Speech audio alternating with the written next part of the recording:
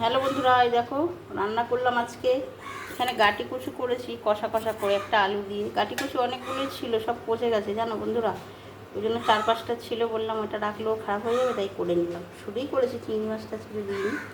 আর এখানে করেছি উচ্ছে কুমড়ো পেঁয়াজ দিয়ে ভাজা। এই ভাজাটা আমার খুব ভালো লাগে খেতে, ফেভারিট ভাজা। আর এখানে কালকের তো ডাল একটু আছেই, টক ডাল। আর এখানে হচ্ছে ভোলা মাছের পাতুরি, দেখো লাল লাল ঝাল ঝাল করে ভোলা মাছের পাতুরি হচ্ছে। পাতুরিটা খুব ভালো লাগে খেতে। আর এখানে হচ্ছে ভাত। ভাত এখন সবে ফুল ধরা শুরু করেছে। ভাতটা আমি ইন্ডাকশানেই করি, এটাই আমার সুবিধা হয়।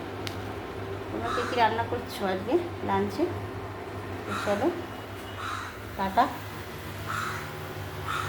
এদিকে আকাশ তো খুব অন্ধকার করেছে, মেঘ করেছে, কিন্তু জানি না বৃষ্টি হবে কি না। অন্ধকার তো করেছে, আর মেঘ তো ডাকছে অনেকক্ষণ দিয়ে।